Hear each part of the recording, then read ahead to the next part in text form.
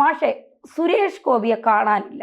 സാധാരണ ട്രോളിലെങ്കിലുമൊക്കെ നിറഞ്ഞു നിൽക്കും. മാധ്യമങ്ങളോട് തട്ടിക്കയറിയും മാധ്യമ വിചാരണയ്ക്കുമൊക്കെ എന്താ ഒരു മാധ്യമ വിചാരണയൊക്കെ നേരിടുന്ന ഒരാളാണ് പലപ്പോഴും സുരേഷ് ഗോപി. പക്ഷെ ഇപ്പോൾ എങ്ങും എവിടെയും എസ് ജിയെ കാണാനില്ല എന്നാണ് പറയുന്നത്. തൃശ്ശൂരിലെ ജനങ്ങൾ ഒരു പ്രധാനമന്ത്രിക്ക് ഒരു നിവേദനം നൽകാനൊക്കെ തയ്യാറെടുക്കുന്നു എന്നൊക്കെ പറയുന്നുണ്ട്.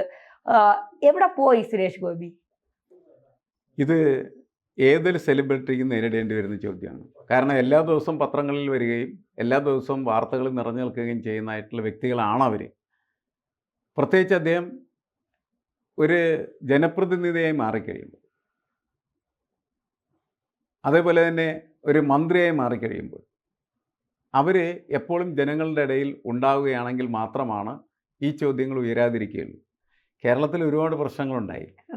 ആ പ്രശ്നങ്ങളിലൊന്നും സുരേഷ് ഗോപി ഇടപെട്ടിട്ടില്ല, പ്രതികരിച്ചിട്ടില്ല. അതുകൊണ്ട് സുരേഷ് ഗോപിയുടേതായിട്ടുള്ള വാർത്തകളൊന്നും പത്രങ്ങളിൽ വരുന്നില്ല.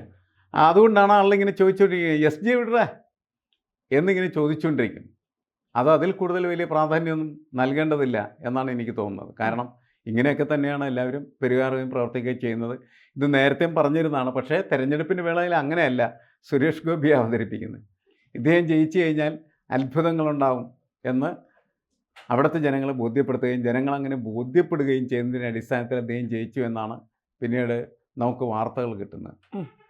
പക്ഷെ സാധാരണ രീതിയിൽ ഇങ്ങനെയാണ് ഇവരൊക്കെ പെരുമാറിക്കൊണ്ടിരിക്കുന്നത്. ഈ രീതിയിൽ തന്നെയാണ് അവർ ജയിക്കുന്ന അല്ലെങ്കിൽ ജയത്തിന് വേണ്ടി നടത്തുന്ന പ്രചരണ കാലഘട്ടത്തിൽ മാത്രമാണ് ജനങ്ങളുടെ ഇടയിൽ സമ്പൂർണ്ണമായിട്ട് നിൽക്കുകയുള്ളൂ.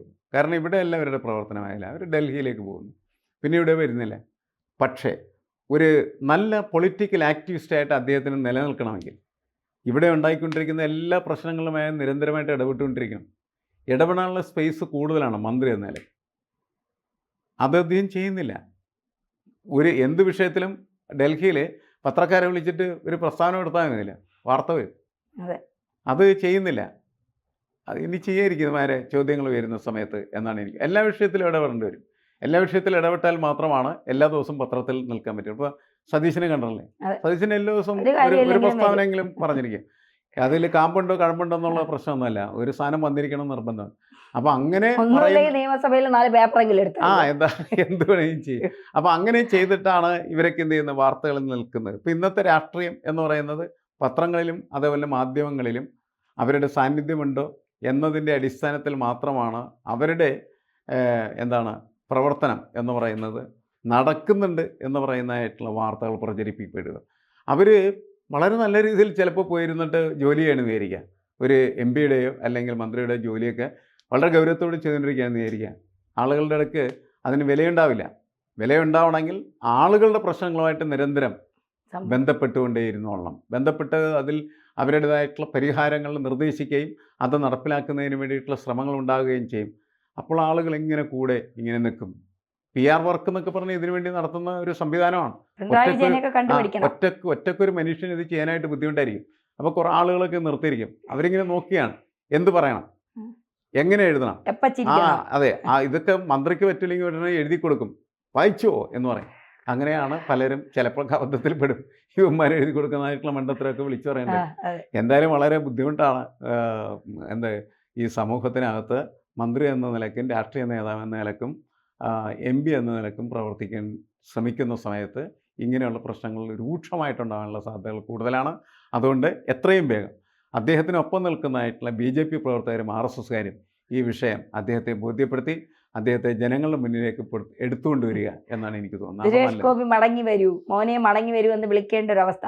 പക്ഷേ ഈ പലപ്പോഴും സുരേഷ് ഗോപി തന്നെ പറഞ്ഞ് പല ചാനലുകളിലും വന്നിട്ടുണ്ട്. എനിക്ക് തോന്നുന്നു മനോരമ ചാനലിന്റെ ഒരു കോൺക്ലേവ് പരിപാടിയിൽ പങ്കെടുക്കുമ്പോൾ നിഷ പുരുഷോത്തമൻ ചോദിക്കുന്നുണ്ട്, മാധ്യമങ്ങളോട് എന്താണ് ഇത്ര ഒരു അകലം പാലിക്കുന്നത്? അപ്പോൾ മാധ്യമങ്ങളോട് പറയേണ്ട കാര്യങ്ങൾ മാത്രമേ പറയേണ്ട.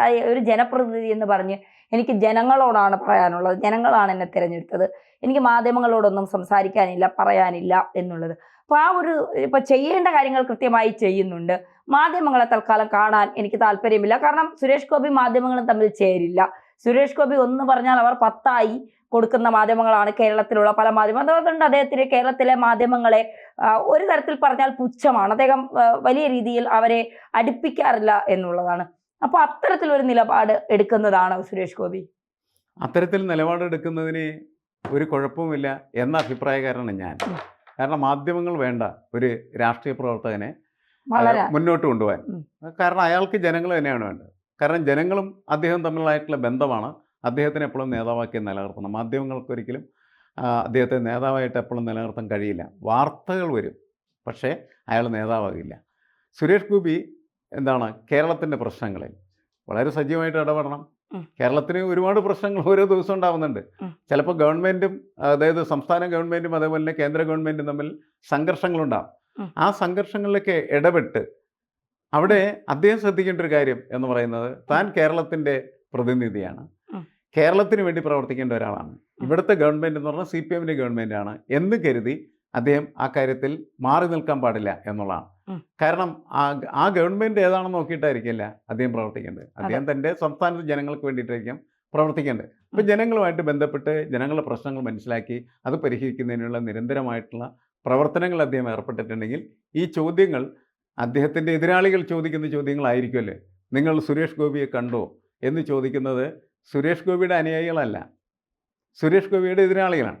അവരങ്ങനെ ചോദിക്കുമ്പോൾ ആ ചോദ്യത്തിനുള്ള ഉത്തരം എന്ന് പറയുന്നത് ശരിയായിട്ടുള്ള രാഷ്ട്രീയ പ്രവർത്തനത്തിലൂടെയാണ് അദ്ദേഹം നിർവഹിക്കേണ്ടത്. മാധ്യമങ്ങളിൽ അങ്ങനെ വരികയും മാധ്യമങ്ങളുടെ ലാളനയിൽ ജീവിക്കാനായിട്ട് നടക്കേണ്ട കാര്യമില്ല. കാരണം സുരേഷ് ഗോപിക്ക് അല്ലാണ്ട് തന്നെ ഒരു സെലിബ്രിറ്റി ഉണ്ട്. അയാൾ എവിടെ പോയി കഴിഞ്ഞാലും വാർത്തയാണ്. അത് മന്ത്രി ആയതിൻ്റെ പേരിലോ MP ആയതിൻ്റെ പേരിലോ BJPക്കാരനായതിൻ്റെ പേരിലോ ഉള്ളതല്ല. കേരളത്തെ സംബന്ധിച്ചിടത്തോളം അദ്ദേഹം കേരളത്തിൻ്റെ ഒരു പ്രിയപ്പെട്ട നടൻ എന്ന് പറയുന്ന ഒരു സവിശേഷത അദ്ദേഹത്തിനുണ്ട്. അതുകൊണ്ട് എവിടെ പോയാലും അദ്ദേഹത്തിന് വാർത്താ പ്രാധാന്യം കിട്ടുന്നതാണ്. അവിടെയൊക്കെ പോകണം, പല സ്ഥലത്തും നടക്കണം. അങ്ങനെ ജനങ്ങളുടെ ഇടയിൽ എപ്പോഴും ഞാനുണ്ട് എന്ന് ഉറപ്പുവരുത്തുന്ന ഒരു പ്രക്രിയയിൽ ഏർപ്പെട്ടാൽ മതി. വാർത്തകൾ സ്വാഭാവികമായിട്ടും വന്നോളും. ഈ വാർത്താ മാധ്യമങ്ങൾ അദ്ദേഹത്തിൻ്റെ പിന്നാലെ നടന്നോളും. അല്ലാണ്ട് അദ്ദേഹം അവരെ വിളിച്ചു കൂട്ടേണ്ട ആവശ്യമില്ല. ഞാനെപ്പോഴും കാണുന്ന ഒരു വാർത്ത എന്താണ്, സുരേഷ് ഗോപി മാധ്യമങ്ങളെ കാണുന്നു. സുരേഷ് ഗോപി എന്ന് പറഞ്ഞ പേര് നമുക്ക് മാറ്റി വെക്കാം. ബാക്കിയുള്ള നേതാക്കന്മാരൊക്കെ ഇങ്ങനെ മാധ്യമങ്ങളെ കാണുന്നു എന്ന് പറയുന്ന വാർത്ത ഇടക്കിടക്ക് ഇനി ബ്രേക്കിംഗ് പോയിൻ്റായിട്ട് കൊടുക്കുന്ന കണ്ടിട്ടുണ്ട്. എന്തിനാണെന്ന് എനിക്ക് മനസ്സിലാവുന്നില്ല. അവർ മാധ്യമങ്ങൾ കാണും, അവരുടെ കാര്യങ്ങൾ നിർവഹിച്ച് മാധ്യമങ്ങൾ അവരെ പോയി കാണും. ഇവരൊരിക്കലും മാധ്യമങ്ങൾ കാണേണ്ട കാര്യമില്ല. ഇവരുടെ പ്രവർത്തനം നടത്തി മുന്നോട്ട് പോയാൽ മാധ്യമങ്ങൾ അവരുടെ പിന്നാലെ ചെന്ന് വാർത്ത കൊടുക്കും. വാർത്തയുടെ പ്രാധാന്യമാണ് യഥാർത്ഥത്തിൽ ഈ ഓരോ മാധ്യമ പ്രവർത്തകനെയും മാധ്യമത്തെയും രാഷ്ട്രീയ നേതൃത്വത്തിലേക്ക് ആകർഷിക്കേണ്ടത്. അങ്ങനെ സുരേഷ് ഗോപി കേരളത്തിന് വേണ്ടി ചില പ്രത്യേക പ്രൊജക്റ്റുകളെല്ലാം വെച്ച് പ്രവർത്തിക്കുകയും ആ പ്രവർത്തനത്തിലേക്ക് പത്രപ്രവർത്തകരെ ആകർഷിക്കുകയും അത് വാർത്തയായി വരികയും ചെയ്യുന്നതിനാൽ സുരേഷ് ഗോപിയുടെ ജോലി എന്ന് പറയുന്നത് വളരെ നല്ല രീതിയിൽ സാക്ഷാത്കരിക്കാനായിട്ട് കഴിയും എന്നാണ് എനിക്ക് തോന്നുന്നത്. ഈ മാധ്യമങ്ങളുടെ മുന്നിൽ വന്നില്ലെങ്കിലോ അല്ലെങ്കിൽ പലപ്പോഴും കൃത്യമായ നിലപാടുകൾ സ്വീകരിക്കുന്ന ഒരാളാണ് സുരേഷ് ഗോപി. മാധ്യമങ്ങളുടെ മുന്നിൽ വരാത്തത് കൊണ്ട് സുരേഷ് ഗോപിയെ കാണാനില്ല എന്ന് പറയുന്നതിൽ എന്തെങ്കിലും അർത്ഥമുണ്ടോ? അല്ല, അതിലൊരു പ്രസക്തിയില്ലെന്നാണ് ഞാൻ പറഞ്ഞത്. ഞാൻ പറഞ്ഞല്ലേ, മാധ്യമങ്ങളുടെ മുന്നിൽ അദ്ദേഹം വരേണ്ട കാര്യമില്ല. മാധ്യമങ്ങൾ അദ്ദേഹത്തിൻ്റെ പിന്നാലെ ചെല്ലുകയും വാർത്ത കൊടുക്കുകയും ചെയ്യുന്ന സാഹചര്യം ഉണ്ടാവണം.